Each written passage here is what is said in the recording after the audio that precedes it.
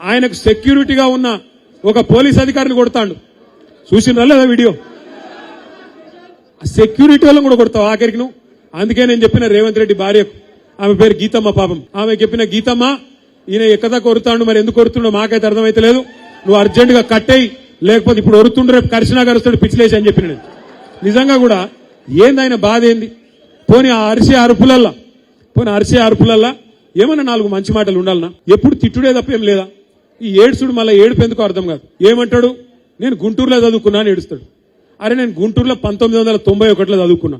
అప్పుడు ఇంకా ఉమ్మడి ఆంధ్రప్రదేశ్ ఉండే, అక్కడ ఇంటర్మీడియట్ చదువుకున్నా. మా అమ్మ అయ్యా నన్ను చదువుకునే దానికి పంపించారు, నేను బుద్ధిమంతులు లేక చదువుకున్నా. నువ్వు ఆవారా తిరుగుడు తిరిగితే నేనేం చేయాలరా భయ్? నాకు అర్థం కాదు.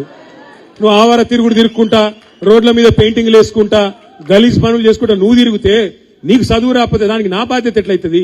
పాపం మీ అమ్మాయి కూడా నీకు పంపించారు స్కూల్కు, నువ్వు చదువుకోలే, నువ్వు లంగ సోపతులు చేసినావు, గిట్ల నువ్వు నేనేం చేయాలి?